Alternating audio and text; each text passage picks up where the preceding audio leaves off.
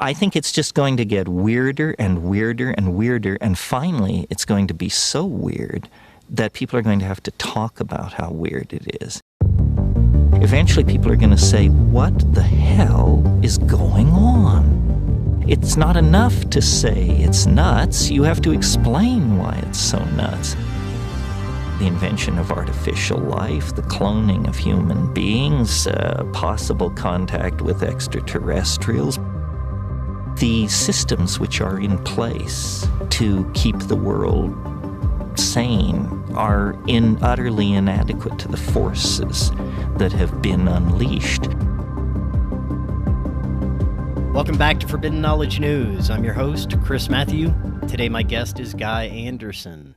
Be sure to check out my films. Doors of Perception is on Amazon Prime, Occult Louisiana is on Tubi, Roku Channel, Apple, and many more. We are booking guests for October. If you have suggestions or you'd like to be a guest, email me forbiddenknowledgenews@gmail.com. Visit our website, forbiddenknowledge.news. It is also the home of the Forbidden Knowledge Network, where we feature some of your favorite podcasts and content creators. Today I want to welcome back to the show Guy Anderson. He is an author and researcher that started his fascination with conspiracy theories and hidden occult history at a very young age. His recent books focus on the mysteries of the Tartarian Empire. Guy, welcome back. How you doing? I'm doing really well, thank you. Thanks for having me back on. Yeah, it's great to have you. Like I told you before we started, there was many requests to get you back on, so here we are. Really enjoyed the discussion last time. We got a great introduction into your work exploring the possibilities surrounding the Tartarian Empire and Satan's Little Season. And today we're going to peel back more of the endless layers that we find when looking into these occulted topics. There is a lot to get to, and I know you only have an hour, but before we do, remind the audience just a little bit about yourself and let them know how they can find more about you. Well, I'm what you would call a conspiracy theorist, I suppose. I am an ex-Freemason. I joined about 20 years ago. My journey down the rabbit hole started in my late teens. My father started leaving books around and wanted to encourage me to look at alternative history. So I joined the Freemasons thinking I would find out more and didn't. And then about 6 years ago, I stumbled across someone called Max Egan, who introduced me to the world of Tartaria. The biggest civilization no one's ever heard of. And it became my life. I started exploring this rabbit hole, and it turned into a warren. I started finding old books and information within literature, Marco Polo's travels and old encyclopedias and so on. And it's sort of become my life, really, since 2020. I found myself with 9 months sat at home with nothing much to do, and having sort of studied Freemasonry and what's going on in Antarctica and what happened with 9/11 and so on. This blew everything out of the water. So since then, I've written 2 books. I have a website, which is the tartarianempire.co.uk. And you can get signed copies from there. But also I have a blog on there, which contains articles that I've written that I can't put on my Facebook page because I'm shadow banned as it is. So I'm walking really a very thin tightrope at the moment with Facebook and YouTube, demonetized from YouTube.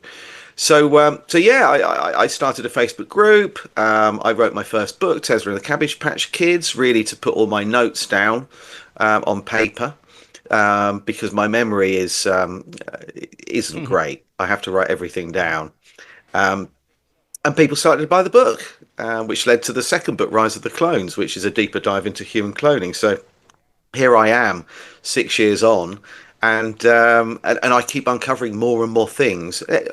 I would say at least every week I find something new about Tartaria that I didn't know before. But I think that's partly because it's becoming a little bit closer to being mainstream now. But that in a nutshell is my journey, I suppose. Right on. You're right. It does seem that more people are becoming aware that there is something to this Tartarian Empire, and especially over the past couple of years, I've noticed more and more, and I think your work is really helping bring a lot of that to the forefront.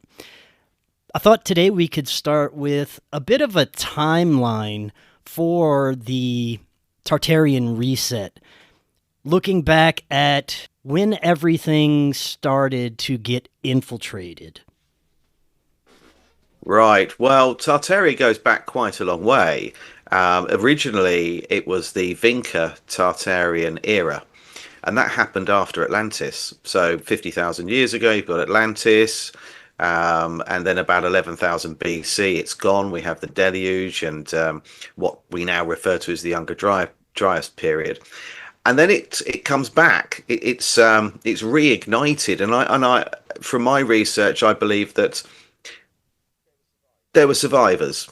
You know, not everybody was wiped out, and this knowledge of how to harness energy from the ether, cymatics, working with frequency and vibration, understanding esoteric knowledge as well, and also sacred geometry, all of these things, and working with ley lines and energy grids, that was passed down. And then we saw a reintroduction of the Tartarian period up until relatively recently. So it's been wiped out before, and along the way we've had other periods of time, the Roman Empire and so on.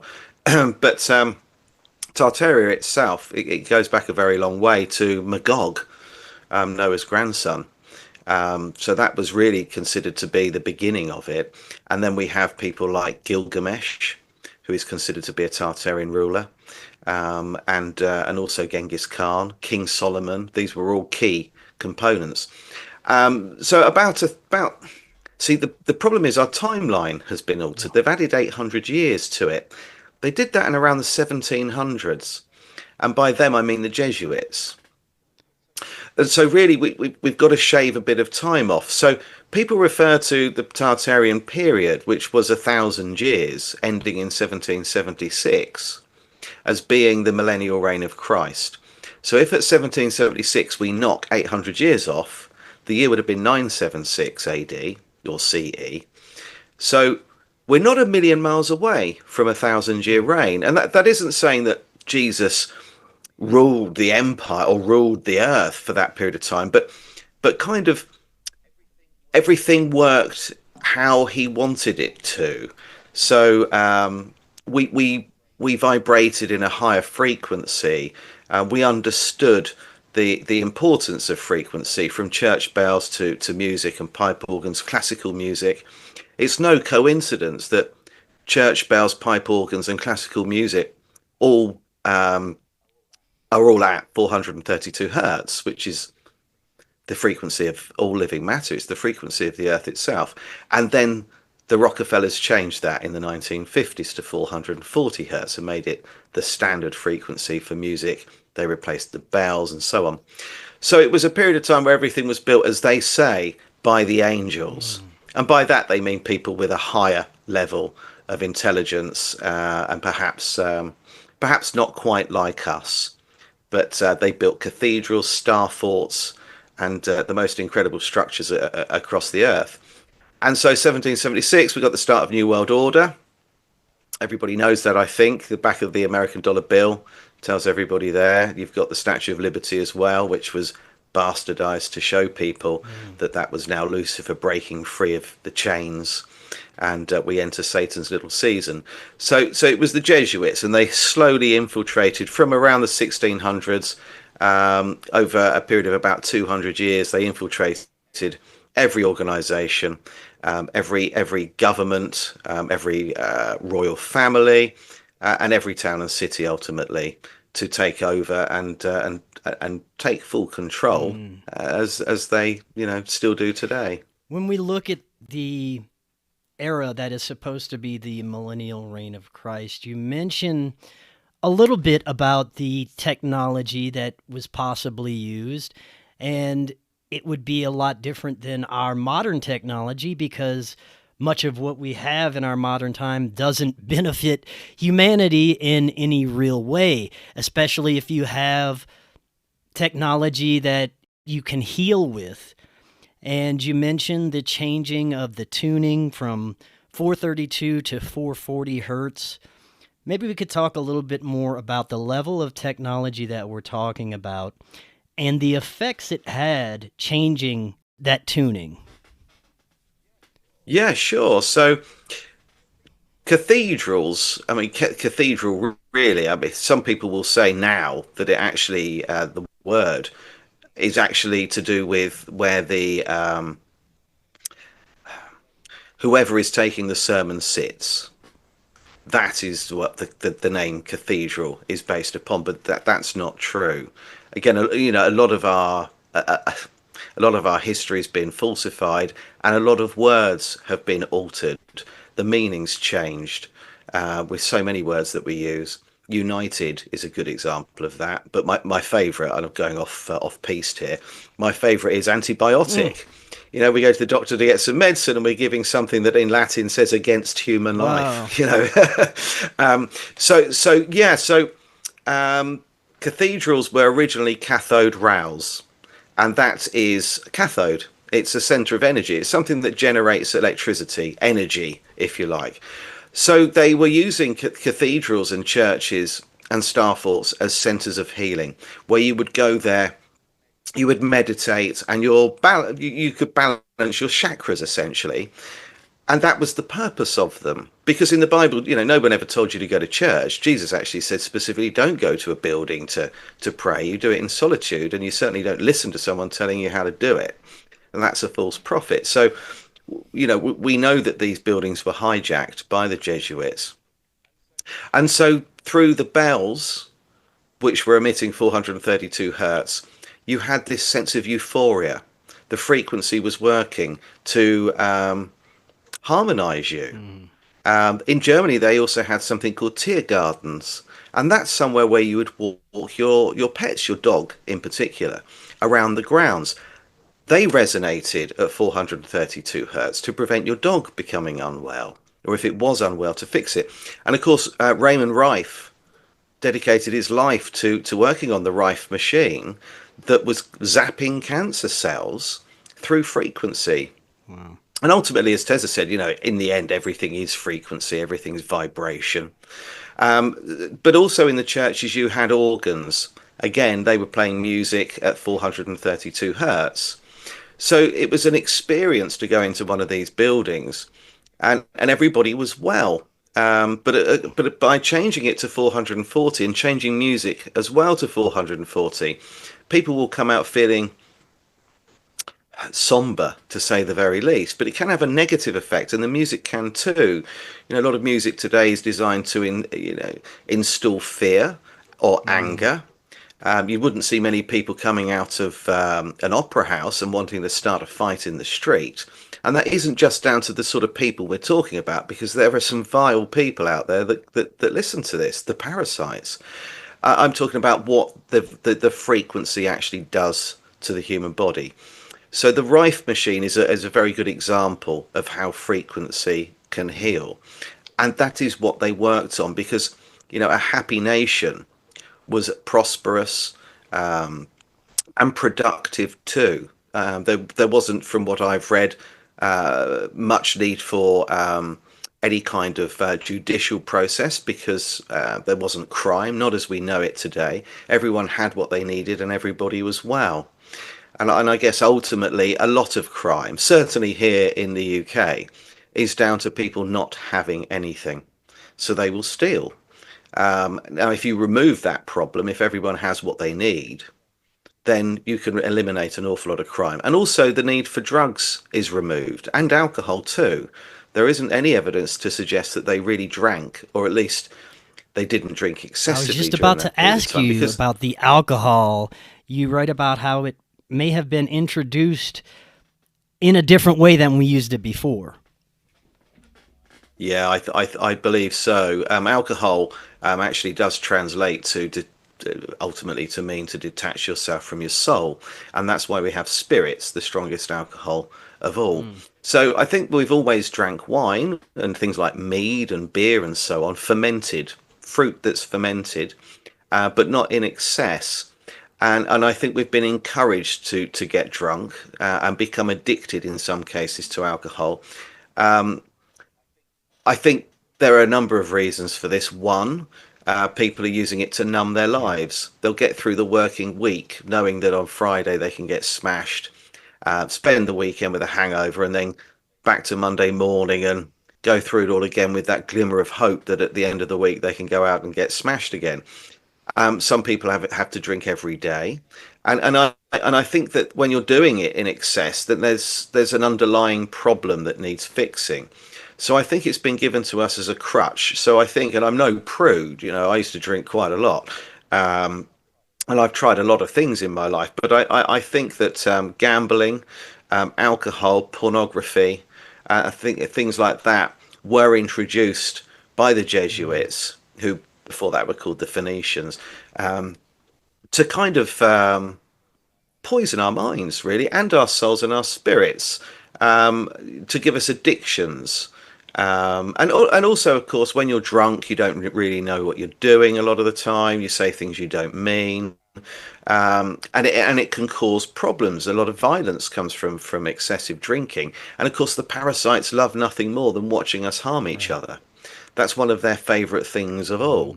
That's why we have war. There's the civil wars that have taken place. That people, the parasites are sitting back and watching people kill each other and sort of almost absorbing their energy. So I do believe that the push on alcohol and to get drunk is all part of the plan to detach us from who we really are. You mentioned Civil War. Others believe that during this time period, it was a very crucial time for the parasites to finalize this reset. Would you agree with that? Yeah, absolutely. These civil wars were important to remove the previous civilization. Now, I've spoken at length with people who have ancestors that claim they fought in the Napoleonic Wars in Europe. And in, I would say, 9 out of 10 cases, they were fighting themselves.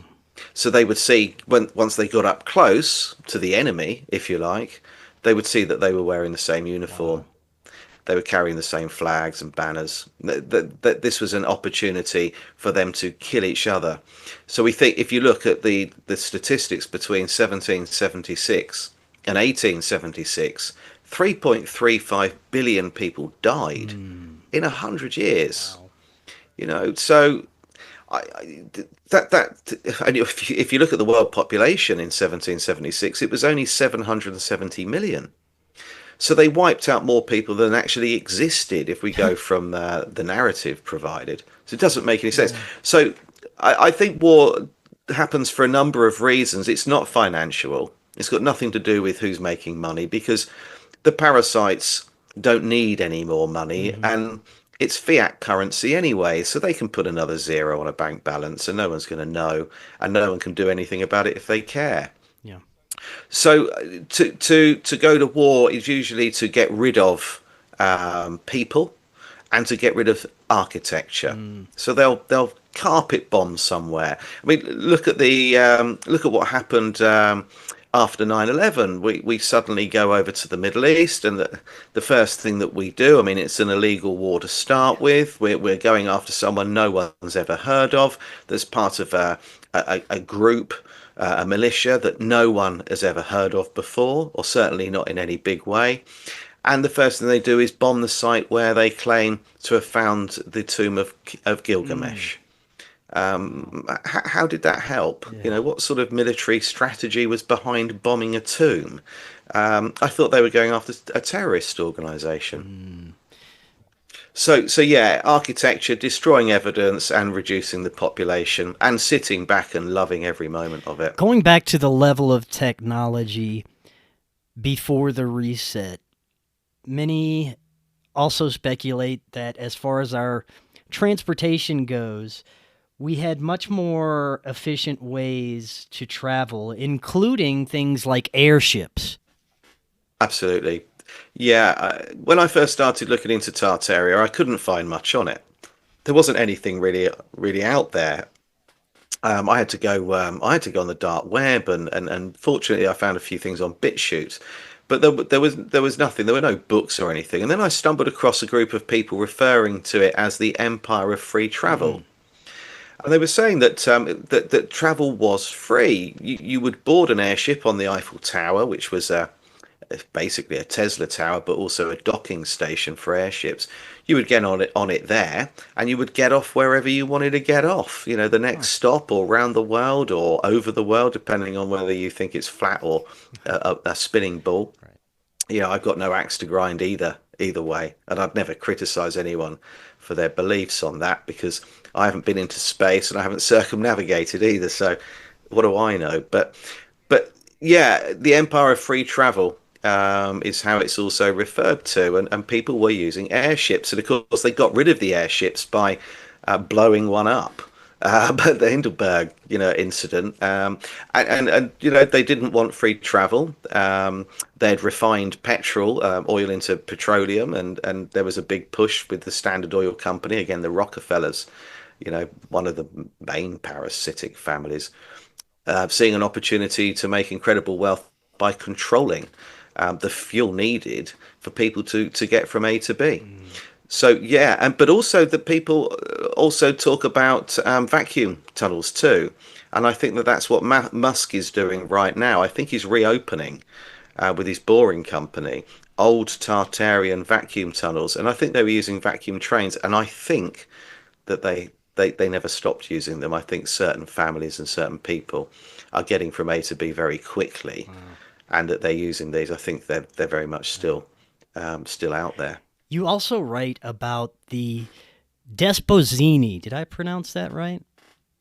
The Yeah. descendants of Jesus and the keepers of his knowledge that most likely facilitated much of the doctrine during the millennial reign. Yeah, it's an interesting subject. When I put that post up on Facebook, a lot of people thought that I'd been reading a Dan Brown novel, but this goes back a lot earlier than that. It was actually a book I read on James, and James was Jesus's brother, but no one really talks about him.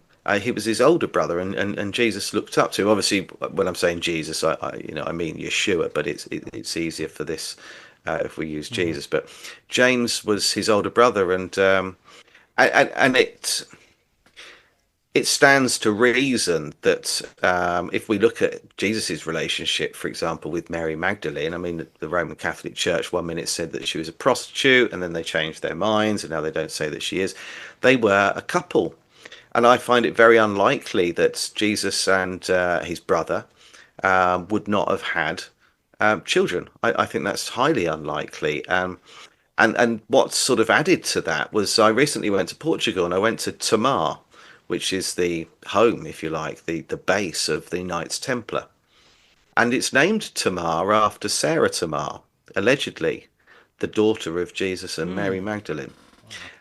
Now, you start asking questions like that around Tamar, and everybody wants to tell you all about it. You ask questions like that around here, people think you're mad. So I think that there's a lot more to it than that. So I don't think that Jesus was like us. I think that well, this will shock a few people, but from the digging I've done, I think that he did come from somewhere else, but I think he actually was Anunnaki. And for people that are a bit confused about what the Anunnaki were or are, they're not all nefarious. This isn't an evil reptilian race. They're a bad and good of everything. And we've got that with Enki and Enlil, the first Anunnaki that we start hearing about in the Epic of Gilgamesh. The people responsible, or the beings responsible for us being here right now. We know in the Old Testament that they're talking about Enki and Enlil, and we know that the Epic of Gilgamesh is what the Torah, the Quran, and ultimately the King James Bible is based upon. So I think that he was sent, and therefore that his brother was too. from somewhere else. And I think that they've done that several times. I think that there have been a number of people sent here to try and repair or get us back on the right track. Perhaps Mohammed, several other people on the way. But people who have dug a lot further than me into Genghis Khan believe that he was actually one of Jesus's sons. Really? Wow. Well, yeah, Genghis Khan's father, his name actually translates to Yeshua. Genghis Khan was, perhaps the most well-known ruler of Tartaria. If we knock the 800 years off the timeline, it all tallies. Jesus spent a long time in Tibet, and there is a place in Crimea, or Ukraine now, that is covered. It's a mound. It's completely covered in crucifixes, and they believe that that is where Jesus is buried. And there are a lot of people from Mongolia say that that is where Genghis Khan's father is buried. Wow. So I've been dotting a few I's and crossing a few T's, but there is no way of finding out any more than that. So I think that Jesus was sent here from somewhere else. His brother clearly was too, and that I believe that it was the same people that we refer to as Anunnaki. Obviously, they're not called that. They actually refer to themselves as Sam. They are Sam, S-A-M, Sam. And they don't have names like we do. So they send good and they send bad. And for anybody who's interested in digging a bit deeper on that, there are books out there about James, Jesus' older brother. Some people claim that he was a twin, but from what I've read and researched, he was actually older. Well, if we're to believe research like yours and others that claim that the Anunnaki, the malevolent side, is still in control today, possibly bloodlines that are related to the ruling class, would you say that the Desposini still has bloodlines alive today? Yeah, I do. And I think that that's why there's this big push from genealogy organizations like Ancestry.com to get us to send our DNA in. I don't think that they care whether or not we can build our family tree, get it printed and mount it in a frame. They're looking for people, and they're looking for specific blood groups. I believe the blood group that they're looking for is Rh null. That's what they're looking for. And the last person that I spoke to that is Rh null referred to himself as Marduk. This person was a remote viewer for the NSA and NASA. Wow. Yeah. And he came with credentials. He wasn't just imagining this stuff. I know him. Interesting. And I followed him for a while. Yeah, he worked 7 years with the NSA doing remote viewing. And he got that gig when he applied to work for them, doing something else to do with frequency, actually. And when he had his medical and they took a blood sample, off he went. His feet didn't touch the ground. He was taken away. And that was it. Your remote viewing. They kept testing him, all sorts of tests he had done. So it's the rarest of them all. But I think there's another one. So I think that people like these parasitic bloodline families, really the Rothschilds, and they're all Rothschilds ultimately. They can change their name to Rockefeller, Bush, or over here in the UK, Windsor or Blair. Tony Blair's a Rockefeller. Churchill's a Rockefeller. A Rothschild. They're all Rothschilds, and they do that to hide their bloodline. They don't want people thinking it's another bloody Rothschild here. So they're ultimately, they all descend from Marduk, who in Egyptian mythology would be Amun-Ra. That's who they actually descend from, Marduk. He said when he fled that he was leaving everything behind to the Ra-childs, to the children of Ra, the Ra-childs. So you can kind of work it out for yourself, really. So I think that they've got a particular blood group. Now, I got some information on this, and I can't say who gave it to me, or actually, to be fair, what gave it to me, because I don't know.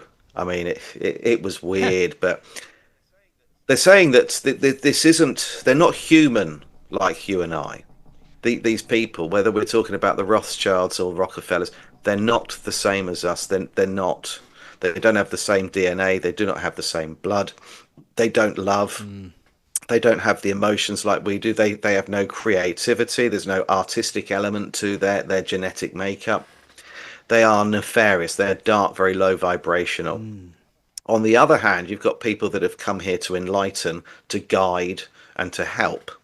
Now, that's the bloodline that I think the parasites are looking for. And I think the swabs that were done during the pandemic, I think that was an opportunity. I think they're trying to find the bloodline. Right. And I think that what they're going to do with that is, when you look at who owns Ancestry.com, for example, that's Blackstone. Blackstone, who were part of BlackRock initially, or the same people. Blackstone own Ancestry.com. It's the largest DNA database in the world. Wow. Or I say on the world, because we're not in it, are we? We're stood on it. So it's the largest that exists. Now, it's no coincidence that that company is also investing an awful lot of its money in bioweaponry. Wow. So to find out who's who, and then have the ability to work on weapons, biological weapons, that can remove certain people, certain bloodlines and groups targeting of people. Genetics, right? Absolutely. There's no other reason that Blackstone would want to take Ancestry.com. What interest would they have? This isn't their ballpark. This isn't normally where they would invest, but they did, and they own it. So there's something going on there, but I don't want to spill the beans too much, because it's an entire chapter of my second book, and it takes a hell of a lot explaining, because I go right back to the beginning of Blackstone forming from BlackRock. And for people who don't know much about BlackRock or Vanguard, I always say this: at the bottom of every rabbit hole, there is a van guarding a BlackRock. Let's talk about some of the more modern evidence that we can look at for these resets, such as the World's Fairs, Chicago fires. In fact, these fires that took place all across the planet, it seems.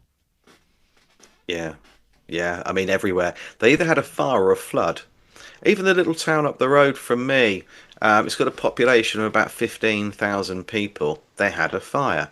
So yeah, they burnt as much as they could. So when the reset was taking place, leading up to this, and still carrying on into the early 1900s, they were flooding and burning as much as they could. Certain buildings they kept for themselves. But if there was a building that they didn't need, or a group of buildings that they didn't want, that they couldn't explain, then they would burn them down. And that's what they did with the World's Fairs.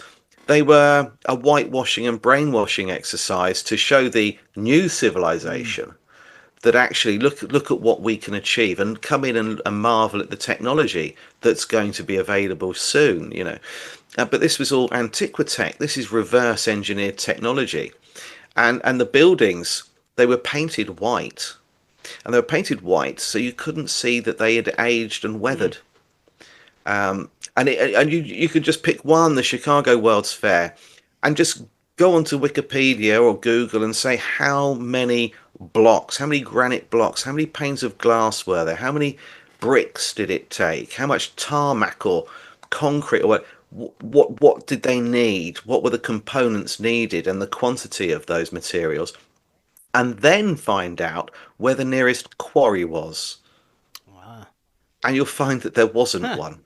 So no labour records, no receipts, no records of anyone staying there during the construction. And they'll say, well, we might have had a smaller population in Chicago then, but we brought people in from all across America to help. Really?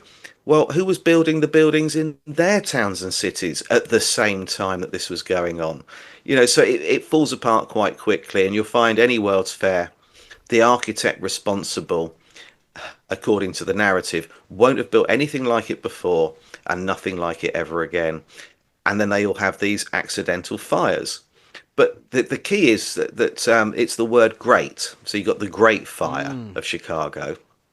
the Great Fire of London. And they use great in the same way as they do with wars and resets. The idea of that word isn't because it was massive or it was spectacular. It actually means to lose one generation of history. So it's the same as great great grandparent.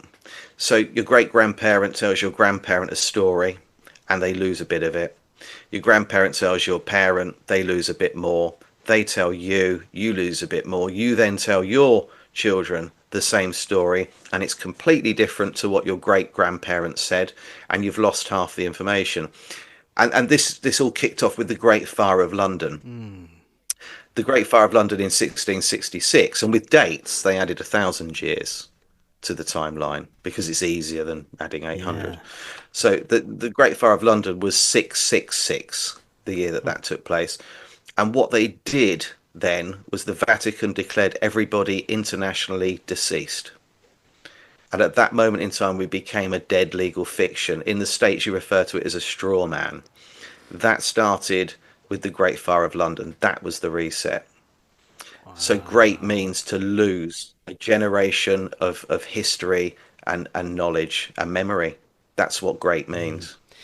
Let's take a closer look at what's happening now with all the events that have unfolded, especially in the past couple of years, with the changes they've made, with the erasures they've made from literature and the internet. It would seem like they are attempting another quote-unquote great reset, this time using technology, bioweapons, psychological warfare, all the things that we've been subjected to over the past few years.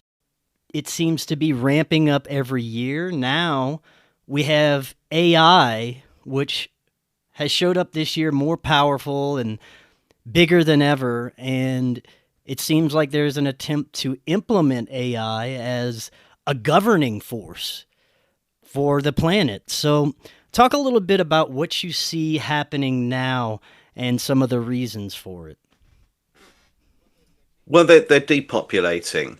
So in the past, the last Great Reset in 1776, they repopulated with babies, and many people, myself included, believe that was through cloning, because they doubled the population. Having lost 3.3 billion people, they doubled the population in 100 years, despite that huge loss.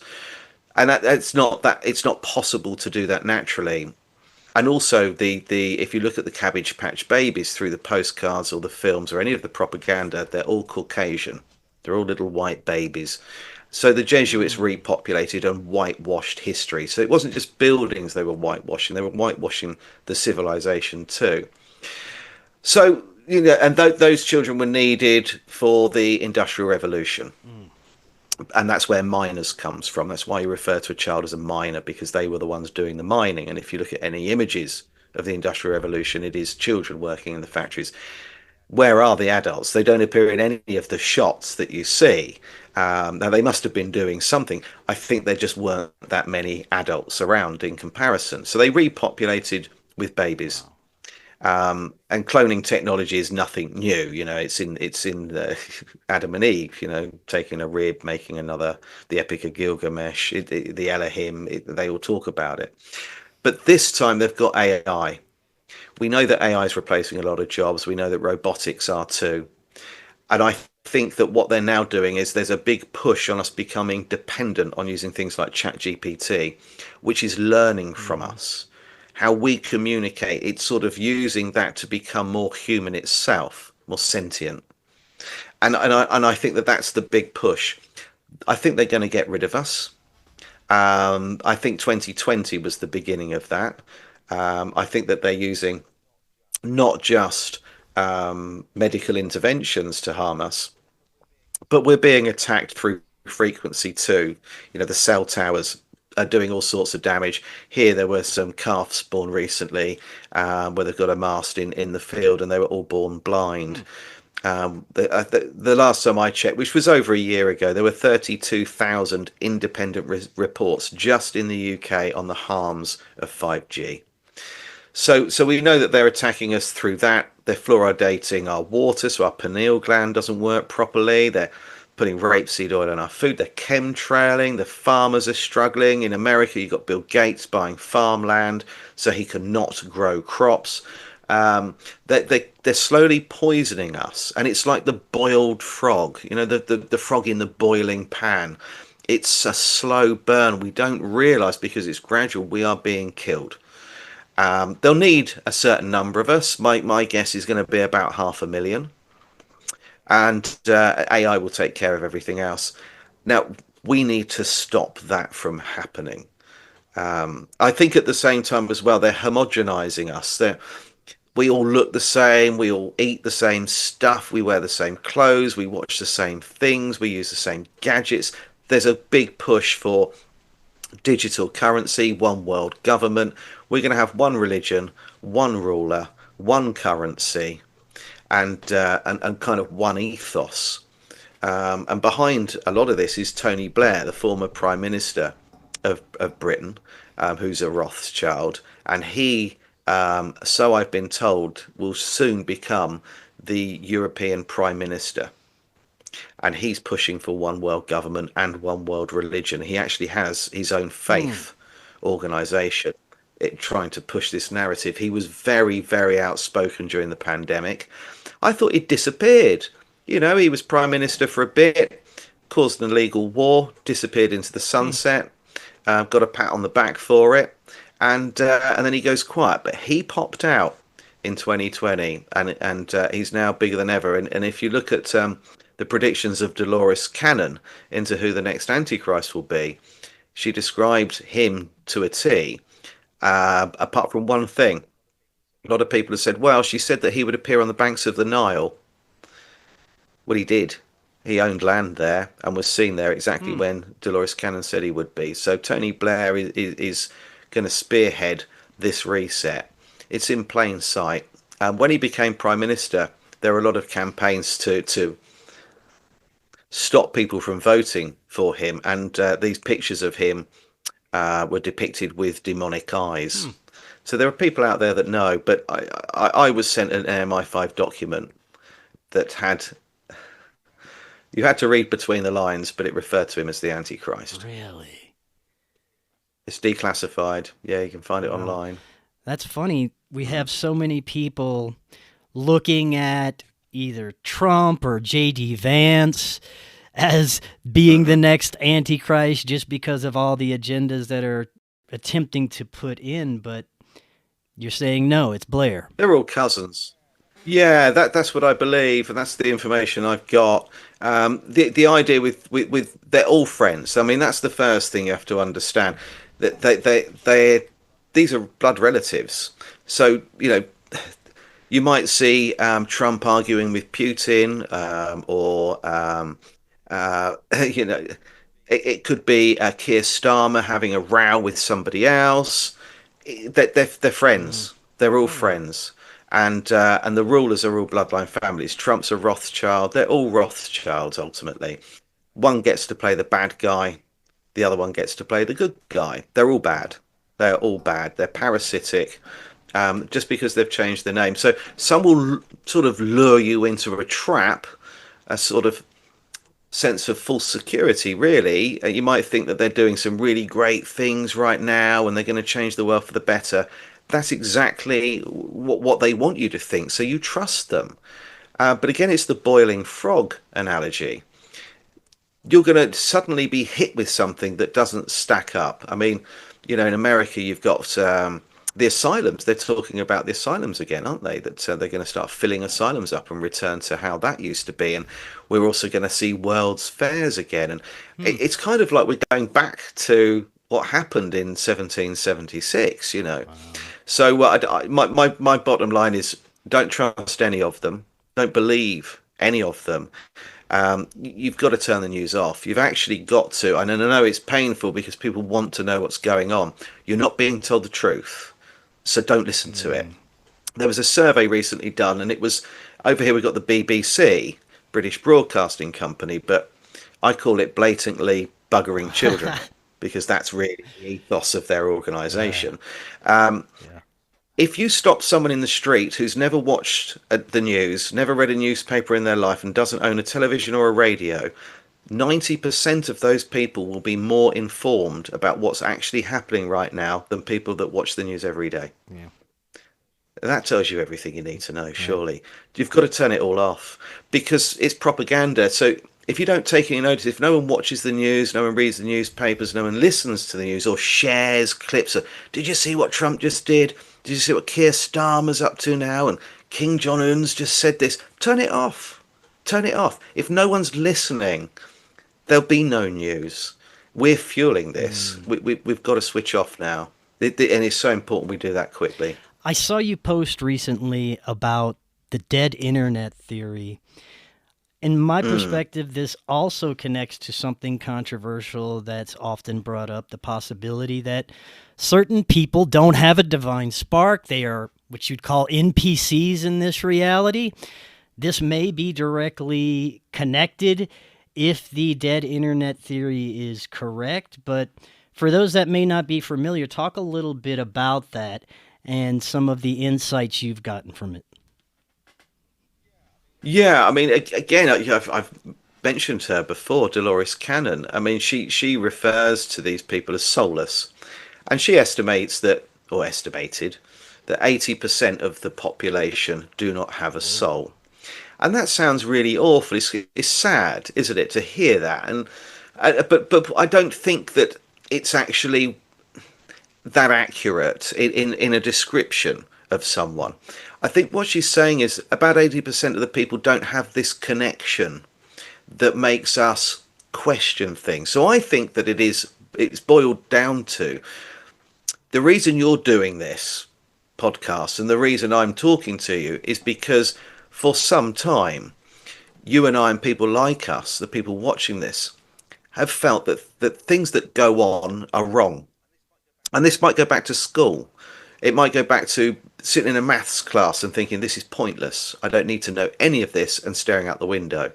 Or asking questions and then being told to shut up. Asking too many questions. And I think that is because memory is carried within our DNA. We know that. So we know that in your DNA you are carrying the memory of your ancestors. And obviously it's diluted over time. But if your ancestors were clones, if they were used to repopulate for the new civilization, for now, the common era, right now, then there would be no information of what happened before. So you wouldn't question things. You'll roll up your sleeve and take the jab. You know, you'll go and vote thinking that they're going to actually add them up at the end and you're going to make a difference. You're going to believe that. You're going to believe that you can make a difference by who you vote for, and the government would never do anything to harm us. And obviously we know that's not true, but most people don't. Most people believe what's going on in the news, and they believe that COVID was the direct result of someone eating a bat, or that actually it was accidentally leaked from a lab in Wuhan. But we know, we know different. We know that that's not the case. So I think that NPCs, as we call them now, are descendants from pure cloning. That's what I was going to where it may ask well be that there's a connection there. Absolutely. So it may well be that one of my great grandparents were a clone and the other one wasn't. So maybe I'm carrying just a little bit of information compared to somebody else. But there are people out there that it will just be pure, and they're the ones that will be rolling up their sleeve and supporting anything, and they're the ones protesting, thinking that it's going to make a difference, and it doesn't. The government don't care if you go and protest somewhere, because they don't care about you or what you think. I mean, we can start a civil war. That's different, isn't it? That the people would have to notice and do something about that. But of course, they would just, and I'm not suggesting for one moment we do something like that. But I sometimes think it's coming close. I think people are getting really angry. But, protesting, petitions and so on, it very rarely makes any difference, because ultimately the people in charge aren't affected by us standing in the street screaming and shouting. It doesn't matter. They carry on doing what they were doing anyway. They couldn't care less about our feelings and thoughts on things. So I think that the people that are angry right now about certain things are being made to be angry because they're watching the news. And I think if we can disengage from it, then we can start focusing on us. And I think that that's what we've got to do. We've got to understand that we are more powerful than we've been led to believe. We have a connection to the source. We're connected to each other. We used to be telepathic. Some of us still have the ability to think about someone and then they suddenly text or ring or walk past you in the street. We still have that. We need to work on honing those skills and kind of self-improvement, really, and spend the time we would doom scrolling or watching the news on actually working on us. And there's two things that the parasites hate. One is us uniting, forgetting what colour and religion we are for a moment, putting that to one side and saying that in the dark we all kind of look the same. And if you're being cut out of a car after an accident and you need a blood transfusion, you're not going to start asking what colour or religion the person was that's donating the blood. So to pack it in, it doesn't matter. It's a divide and conquer tactic. And they also fear knowledge. The more knowledge we have, the more that worries them. So when we're sharing information like this with each other and using social media platforms or books like I write to get this information out there, they don't want people to hear or read this stuff. So we've got to unite and we've got to gain more knowledge that they've hidden, and that will topple them. People will then truly understand what's going on, what happened before, and what's coming ahead, and we can be prepared for it. But I think that that's where it is unity and working on ourselves and understanding that we don't need this Stockholm syndrome where we kind of despise the people we rely on in the time of a crisis. We can rely on ourselves. We've got the answers inside us. We know right from wrong, and we're a lot more powerful than we give ourselves credit for. 100%. I'm always saying how these collective solutions put forth by the parasitic ruling class never benefit humanity. It's always going to be up to the individual and the changes that we can make in our own lives. It does have this reverberation effect, and to me, this is the only thing that can make real change in our reality. I saw you also make a post recently how many people are perceiving that time is moving faster.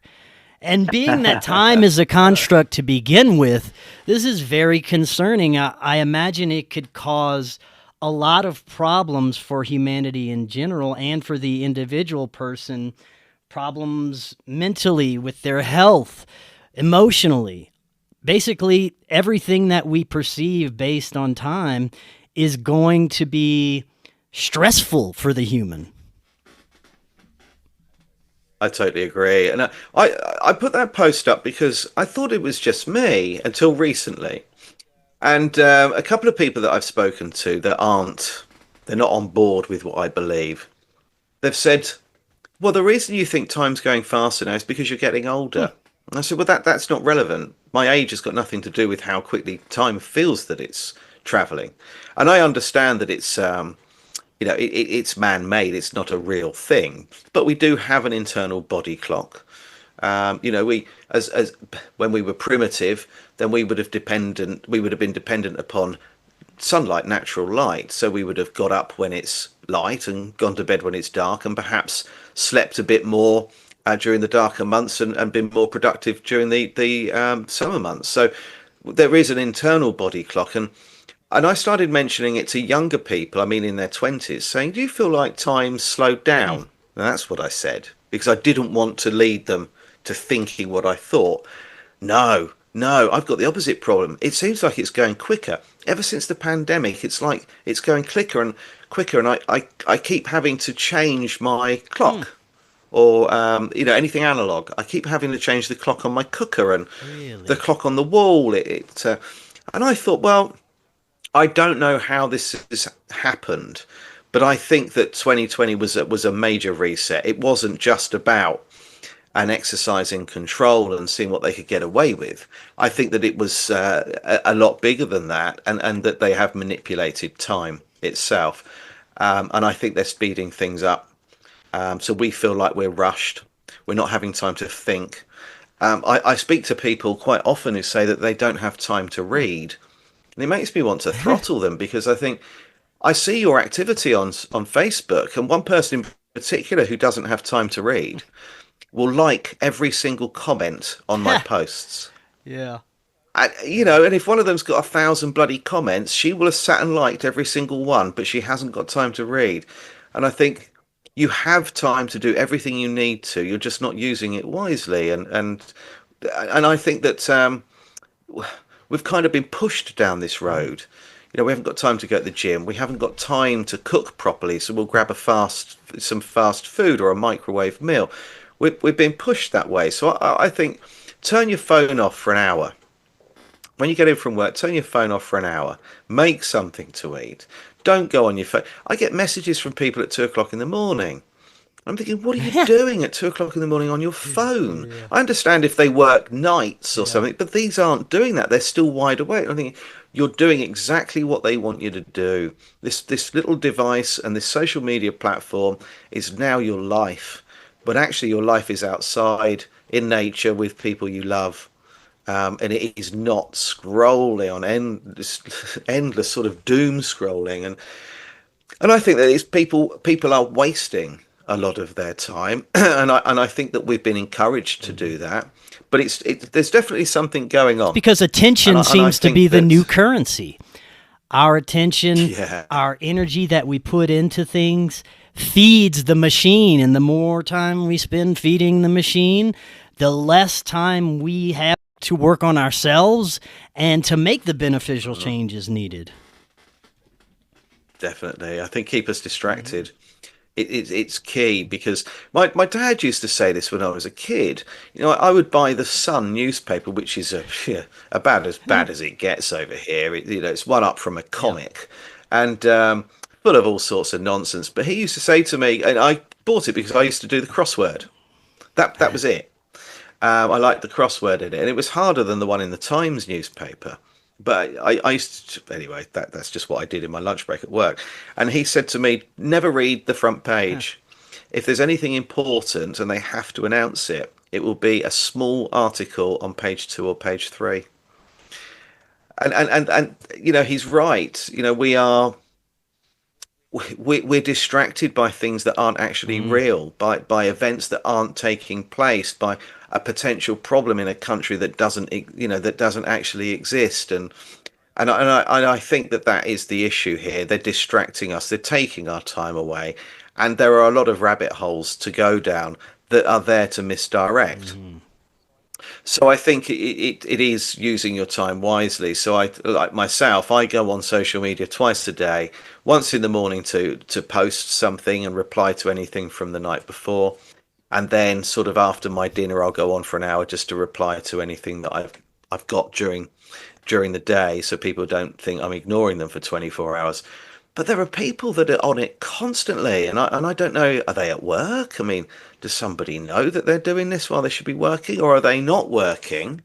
And they're not working because they're spending all their time on social media and don't have time to go to work. Yeah. So I think that's it, isn't it? We're wasting a lot of our time, and often we're arguing with bots as well. Yeah. Now, for the last few minutes we have, maybe give us your closing thoughts on how to navigate what we may be facing in the near future. And once again, remind the audience how they can find your work. Well, as I said earlier on, I think that it's really important now that we get rid of this Stockholm syndrome that we've got going on, and understand that we do not need somebody telling us what to do, what to think, what's right and what's wrong. I think we need to detach ourselves from that. And I always say, when people say, "Oh, you're king," King Charles did it, I say, it's not my king. Keir Starmer's not my prime minister. They're nothing to do with me. They're just a couple of people that think they're something that they aren't. Yeah. They've given themselves a position that they don't deserve. I'm not interested in what either of them are doing. And if they're in the street, I don't care. I won't even come out to see them. They're nothing to me. They're not on my radar. I'm on my radar. My family and my friends are on my radar. And I'm not interested in any of these celebrities. Couldn't care less about them. So I think we've got to start looking at ourselves. I think that we've got to realise that it's important to live in the moment. We worry about what we did yesterday and we can't change it. We worry about what we're going to do tomorrow or what's happening tomorrow when it hasn't happened. And we don't live in the moment. And I'm bad at this. We don't live in the moment as much as we should. We don't appreciate the time that we have with people when we get a chance to actually be physically present with them. I think we need to work on that. I think we need to look at how much time we spend on social media. I think that we need to look at our diets, what we listen to, and what we watch as well, and start working on us. And if people could just understand that the reason we have different languages and the reason we're all different shapes and colours and sizes is so we can despise each other. We can get ourselves into little groups where we hate this group for this reason, we hate that group for that reason. This is divide and conquer. It's a Roman tactic. We got to love each other. We can agree to disagree. There are people out there that you're never going to get on with, and you just cut them out your life. Don't waste your energy on them. Don't. Generals only fight big battles, and you're all generals. You're not infantry. You're not cannon fodder. You're worth more than that. So you've got to understand that you only waste your time on things that matter and people that matter. Disengage from everything you're being forced or programmed to watch and believe, and look at what you eat. Look at what you eat. Look at when you sleep. Are you getting enough sleep? It's cool to stay up till 2 o'clock in the morning. No, it's not. It's stupid. Your body heals between 10 at night and 2 in the morning. That's when you produce serotonin and antibiotics and anti-inflammatories. To be awake during that time to prevent that process from taking place is not something you want to be telling everybody is a good thing, because it's not. Early to bed, early to rise makes a man healthy and wise. And I think that's really what we've got to do. We've got to look at self-improvement, love, and look at anybody that's a different colour, different race, different religion as being us, just indoctrinated in a different way. Right on. Great closing thoughts. One more time, let the audience know how they can get a hold of your work. My website's the best place because it's got links to everything as well. So, if they want to look at Facebook or whatever, they can. So it's called the tartarianempire.co.uk. And .co.uk is important because I want people to know that if they're buying books from my website, they're being shipped from the UK. So I purposely didn't go .com so people can see that I am here in the the United Kingdom, as they call it. So yeah, and then there's YouTube links there, and also I put blogs on there that I can't put on Facebook. Right. Excellent. But people might find they're a bit darker. Excellent. Well, I'll have all those links right in the description. Guy, thank you so much. We'll definitely be doing this again.